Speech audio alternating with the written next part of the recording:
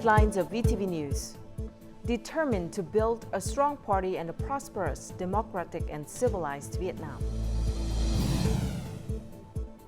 Prime Minister Pham Minh Chinh chairs monetary policy meeting.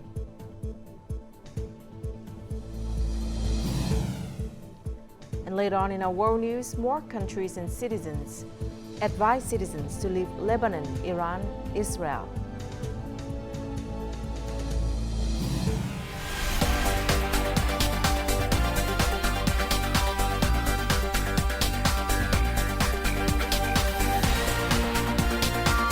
Broadcasting from Hanoi, the capital of Vietnam. VTV News starts right now. Hello and welcome to VTV News, broadcast live to you from Hanoi. You're with me, Lina Pham, and here's the top news of the hour. General, Professor, Doctor, General Secretary, and State President Tô Lâm has authored an article titled Determination to Build a Strong Party and a Prosperous, Democratic, Fair and Civilized Vietnam.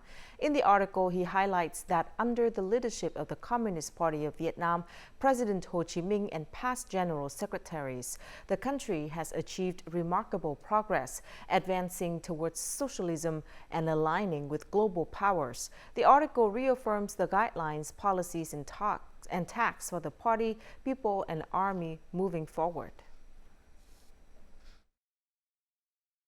General Secretary and State President Tô Lâm stressed that to achieve the 13th National Party Congress goals, the party, people, and army must leverage the party's traditions and experiences, uphold self-reliance and confidence, and seek new opportunities for societal development. It is necessary to firmly adhere to Marxism and Leninism, Ho Chi Minh's ideologies, the goal of national independence, and the party's renovation policy. Socio-economic development should be the central focus, with party building as a key, cultural development as a foundation, and national defense and security as essential priorities. Emphasis should be placed on harnessing internal strength and human resources. General Secretary and State President Tô Lâm emphasized the need to strengthen solidarity within the party and among the entire nation. He emphasized mobilizing all the wisdom and strength of the people, along with seizing current opportunities to build and defend the socialist Vietnam. General Secretary and State President Tô Lâm also stressed the need to uphold independence and self-reliance, protect national interests as well as the nation as a whole, and maintain a stable environment for development. It is vital to enhance Vietnam's role in global peace and prioritize the defense of sovereignty and territorial integrity while pursuing an independent, multilateral, and peaceful foreign policy. In the article, General Secretary and State President Tô Lâm also stressed the need to put the people as the center of innovation. All policies should address the needs and interests of the people, aiming to ensure happiness and security for everyone, with no one left behind. Building a socialist rule of law state under the Communist Party of Vietnam requires adherence to the Constitution and laws, protection of human rights, and a professional modern administration and judiciary. The state apparatus must be streamlined and efficient, with civil servants who are competent, dedicated, and committed to serving the people. General Secretary and State President Tô Lâm urged continuous and relentless strengthening of party building and rectification, focusing on combating individualism, ideological and moral degradation, and corruption. All cases must be thoroughly addressed without exceptions to serve as a warning across all fields. General Secretary and State President Tô Lâm called for addressing institutional challenges, reforming administrative procedures, boosting transparency through digital transformation, and expanding development space to support legal activities and national progress. He also emphasized combining power control with political education and revolutionary traditions to build a clean and strong party. The goal is to advance innovation for rapid and sustainable development, refine the socialist-oriented market economy, and promote investment while mobilizing resources for environmental protection and climate adaptation. Equally important is focusing on holistic human development and building a Vietnamese culture with a strong national identity to drive national progress.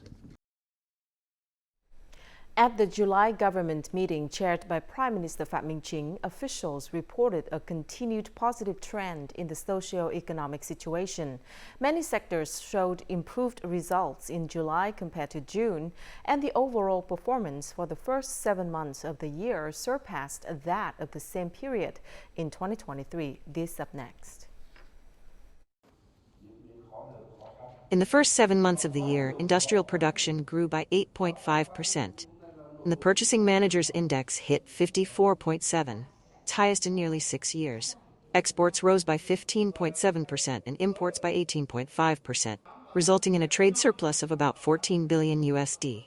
State budget revenue increased by nearly 15%, while $3.47 billion USD in taxes and fees were exempted or reduced. Foreign direct investment reached $18 billion USD, up nearly 11%, with realized FDI capital at $12.55 billion USD, an 8.4% rise and the highest in 5 years. Following a detailed analysis of causes and lessons learned, Prime Minister has outlined new goals, strategic orientations, and key tasks and solutions for the near future. The goals are to maintain macroeconomic stability, control inflation within National Assembly limits, and achieve 7% growth. Key priorities include balancing surpluses, controlling public and government debt, and ensuring political stability and national sovereignty. The approach is to consistently improve month over month, exceed previous quarterly results, and deliver stronger, more comprehensive outcomes in 2024 compared to 2023. Authorities are tasked with effectively implementing directives from the Party, Central Committee, Politburo, Secretariat, National Assembly, and government. Prime Minister Phạm Minh Chính called for proactive and flexible monetary policy, synchronized with a focused expansionary fiscal approach. He urged a renewal of traditional growth drivers, strong promotion of new ones, and accelerated public investment and infrastructure project disbursement. Prime Minister also emphasized the need to review and amend contradictory and outdated policies and simplifying administrative procedure. Prime Minister has instructed ministries and localities to closely monitor and respond swiftly to natural disasters, ensuring no one is left homeless or without basic needs. The Ministry of Education and Training is also required to prepare for the new school year without raising textbook prices. On Monday, Prime Minister Phạm Minh Chính chaired a meeting in Hanoi on monetary policy with leaders of the State Bank of Vietnam, the Ministry of Finance, and the Ministry of Planning and Investment. He requested that fiscal policy must increase revenue, lower expenses, and cut tax and value-added fees by 2%. Addressing the meeting, the Prime Minister stressed the need to use public investment to lead private investment, focus on growth drivers such as consumption, export, and investment. He also called for efforts to ease pressure on banks and issue government bonds and project bonds. The Prime Minister proposed that monetary policy be flexible, timely, effective, and combined with other policies. It is necessary to boost credit growth, the green economy, circular economy, knowledge economy, and the night economy, as well as control the gold market and the currency market. He also said that the state bank must continue to direct commercial banks to lower lending interest rates and focus lending on growth drivers, especially infrastructure projects. The government leader also demanded measures to boost exports, striving to reach the new export record of between 750 to 800 billion US dollars, with a trade surplus of over 20 billion US dollars in 2024. Costa Rican Minister of Foreign Trade Manuel Tova, empowered by the Costa Rican president on August the 5th, announced and handed over a diplomatic note to the Vietnamese Ministry of Industry and Trade, affirming its recognition of Vietnam as a market economy. The move made Costa Rica the 73rd country in the world to recognize Vietnam's market economy status. According to the MOIT, Costa Rica is a member of the World Trade Organization and the Organization for Economic Cooperation and Development, or OECD, that gathers the 38 most developed market economies in the world. The recognition reflects the achievements that Vietnam has made in the process of national development and integration into the world economy. At the same time, it will contribute to promoting the development of bilateral economic and trade relations between the two countries. Ho Chi Minh City is aiming for a minimum economic growth rate of 7.5% this year. To achieve this target, a number of strategic economic scenarios have been developed, focusing on overcoming existing bottlenecks to drive economic expansion. More in the following. The Ho Chi Minh City Institute for Development Studies have proposed two growth scenarios, 7 to 7.5% and 7.5 to 8%, with a median target of 7.5%. To achieve this, city officials are focusing on resolving key issues such as public investment disbursement, capital absorption, and market expansion. Currently, the bottlenecks of 25 major public investment projects in the city are being removed. We have several social and private investment projects that are currently stalled, and we're working hard to speed up the process of getting them back on track. So far, we've successfully resolved issues with 5 real estate projects. One notable example is the Hepsa High-Tech Park. If resolved, we could attract between 1.2 and 2 billion USD in investment. To achieve an average growth rate of 8.5% for the 2026 to 2030 period, the city needs to attract $43.8 billion of investment. Excluding the urban railway project, the city needs at least $3.98 billion annually. The city needs to double the amount of investment in the 2026-2030 period compared to the last medium term. The problem is where to source that investment. We are asking all relevant localities, departments, and branches to register their medium-term investment needs for the next period. In the second half of the year, Ho Chi Minh City will host an investment promotion conference focusing on transportation, cultural, and social projects, including those in Thủ Đức City. Only projects with concrete plans will be considered. Meanwhile, the city's export reached $26.1 billion in the first 7 months, marking a 10.4% increase, but shows signs of slowing. Therefore, the chairman of City People's Committee has directed departments to complete public procurement by the third quarter. Coming up next, many houses in Lào Cai affected by heavy rain.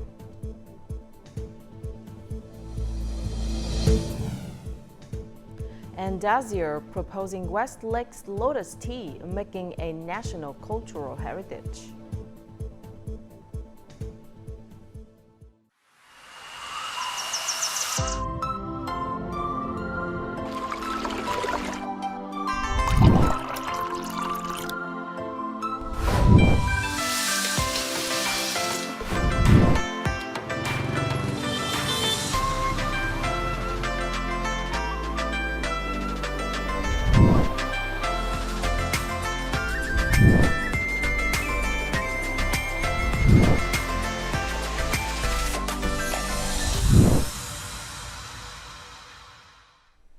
Welcome back to VTV News.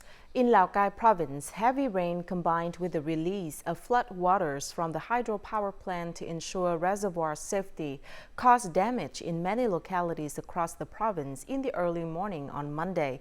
The heavy rain affected 37 houses, including 25 in Dien Quân, a commune, Bảo Ye, in district. Approximately 43 hectares of rice, corn, and other crops were damaged. On National Highway 4D in Simacai town, about 50 cubic meters of soil and rock were eroded. The local steering committee for natural disaster prevention and search and rescue has mobilized local forces to assist households in overcoming the damage and finding stability. Security forces have been arranged and warning signs placed in areas at risk of natural disasters, particularly where flooding and landslides have occurred. On Monday afternoon, damaged rural roads have been mostly repaired, ensuring traffic flow. In Bạc Liêu province, the situation of landslides along rivers, canals, and streams in the province is considered complex. Since the beginning of the year, landslides in Zarai town have been severe, causing about 20 houses to partially collapse into the river and about 40 other houses to crack. In Hồng Đản district, 20 landslide points occurred, covering a total length of more than 1,000 meters, resulting in 3 houses being completely destroyed. Meanwhile, in Bạc Liêu City, landslides in Ward 5 have affected dozens of houses in just a few days. Bạc Liêu provincial leaders have instructed local authorities to mobilize all resources for landslides prevention and implement timely support plans to ensure the safety of local residents. It has been more than a month since the regional minimum wage was adjusted to increase by 6%. In some places, conflicts have arisen between employees and employers due to the wage adjustments and related policies. In this situation, trade unions have proactively stepped in to become a bridge contributing to stabilizing the labor relations situation. After more than 2 days of striking, over 1,600 workers at this garment company returned to work. Previously, workers had disagreed with the company's decision to increase the minimum wage by $8.77 per month, as it demanded an increase of $10.4 per month. It's necessary to demand rights for us workers so that we're satisfied with the wage.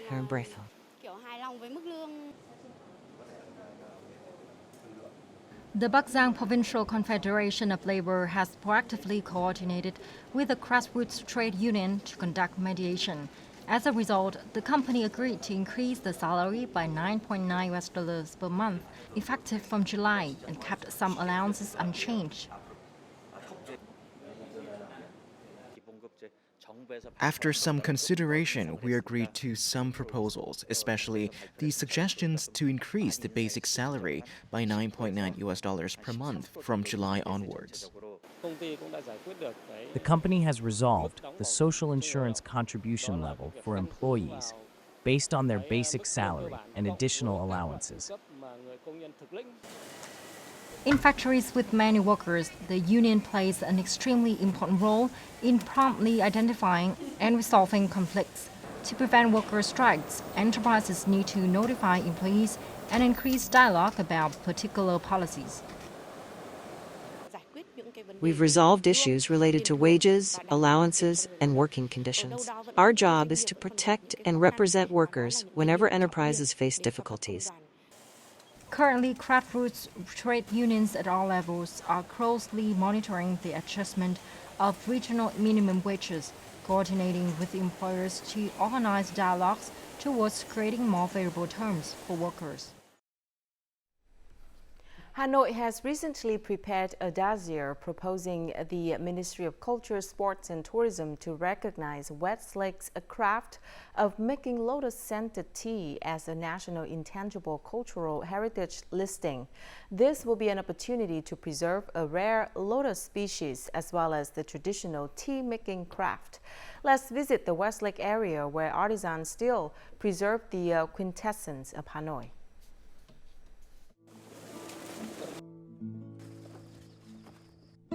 Nguyễn Thị Dân is 101 years old this year, the oldest person in Quảng An, Tây Hồ. Every year, when the lotus season comes from June to August, her family gathers to brew lotus tea, also known as the most premium tea of time. I have been selling lotus flowers since I was 20. I did it during the resistance war against the French and Americans. I'm the only one alive following this craft. To make 1 kilogram of tea, we need to harvest 100 lotuses. It takes months to brew them. Hanoi has expanded growing areas for Bạch lotus, or sacred lotus, and established a dossier for the Westlake lotus tea making as a national intangible cultural heritage listing.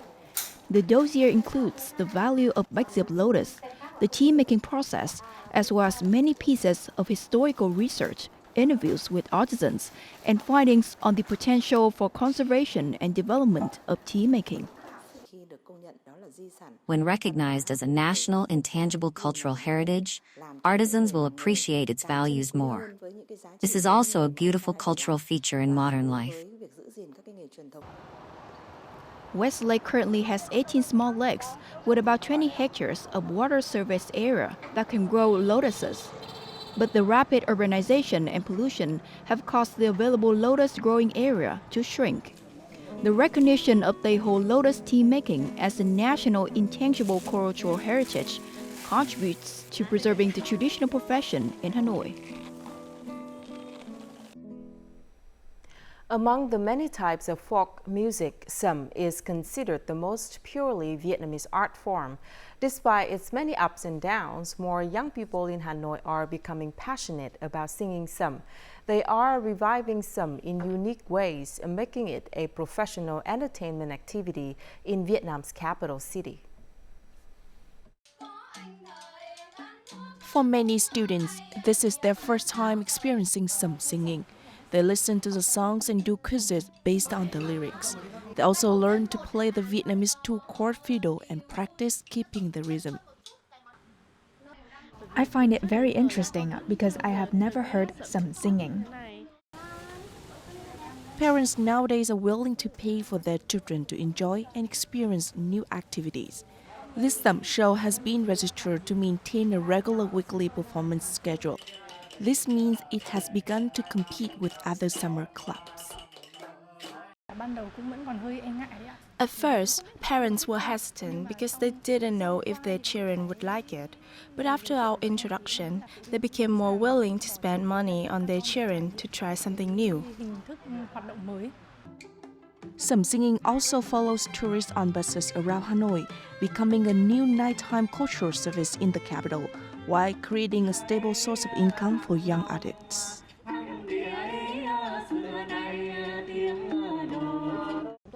We design an experiential journey for our audience. There is a formula to it, and our artists are now storytellers, not just performers. Amidst the bustling sounds of the streets, the sounds of sầm still resonate with young people. With passion, technique, and professionalism, sầm singing continues to thrive in contemporary life.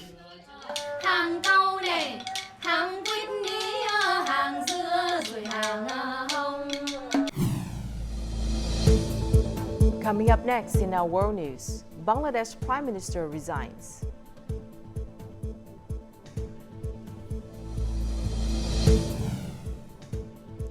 And more countries advise citizens to leave Lebanon, Iran, and Israel.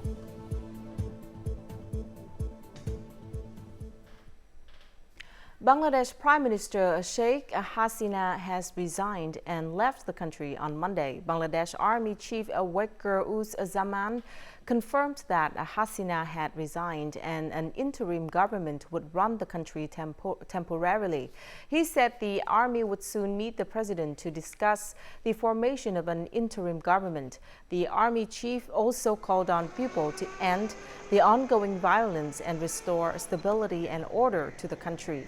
Some sources said that Hasina, 76 years old, had left the capital Dhaka to a safe place. Hasina resigned amid the death toll in some of the country's worst violent protests in decades.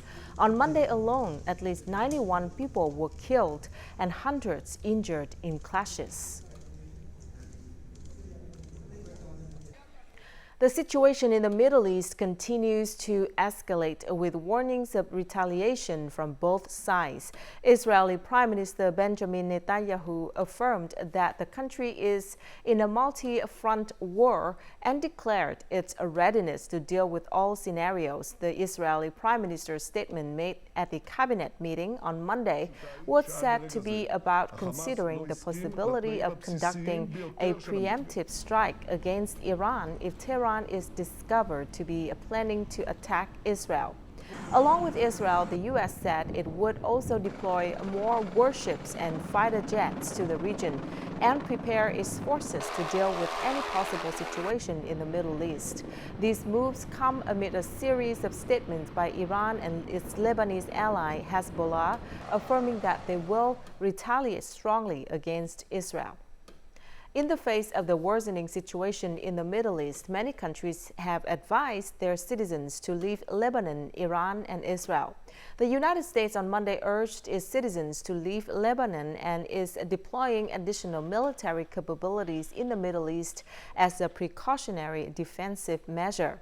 France has also urged its citizens to temporarily leave Iran, warning that airspace and airports in Iran may be closed due to growing concerns about conflict in the region. Previously, the country had also called on its citizens to leave Lebanon as soon as possible. Sweden, South Korea, Japan, Saudi Arabia, and many other countries have also made similar moves, urgently asking their citizens to leave areas where there is a possibility of conflict. In the Cantagalo neighborhood of Lima, female muralists of the SOA Collective from the Amazonian indigenous CIVILIZED community are making their mark in the world of art through beautiful murals. The following story takes a look into how these women creatively share their cultural heritage through paintings. The SOA Collective, which translates to Women Who Make Beautiful Art, is made up of 12 members, most of whom are mothers. The murals they produce typically feature geometric patterns that depict their vision of the world, using motifs commonly seen in their traditional embroidery and pottery. All mothers here have their own stories. For example, I came because my husband disappeared during the terrorism era in Pucallpa. Every mother has different problems. I came here looking for better quality of life. That is when I started making murals. Sometimes people living in Peru don't know our culture and customs. They would get here and ask, "This community exists here? This artisanal work is made here?" That's why it's important for me to pass our customs on to my two daughters, so they keep on following our traditions, speaking our language, and dressing in our traditional clothes. The group recently displayed their artwork in an exhibition named Koshi Kene at the ICPNA Cultural Center in Lima, alongside artist Harry Chavez. In the Shipibo Konibo language, Koshi refers to the strength derived from the universe through medicinal plants, which is subsequently embodied in their kene, or designs. Now let's take a look at the weather forecast.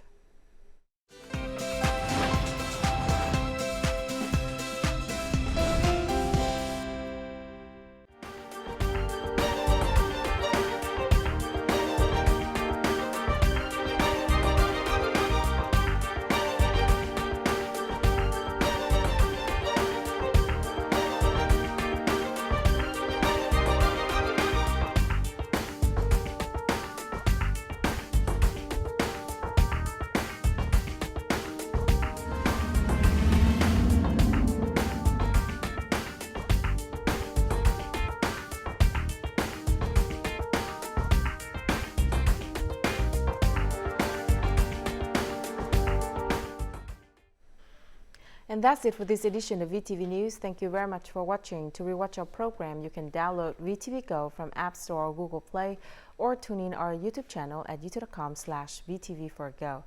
Thank you for watching and see you again at 3 p.m. local time. Goodbye for now.